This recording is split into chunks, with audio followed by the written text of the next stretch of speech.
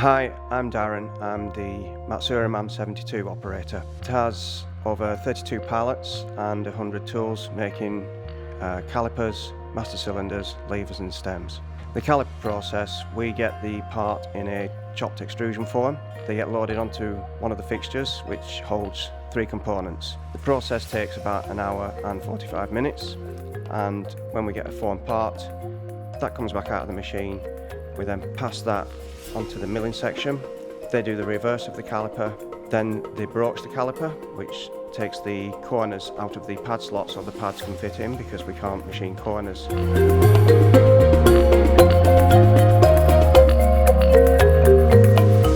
After the broaching process, that then goes on to polishing, where they are cleaned, polished and then sent through to anodizing.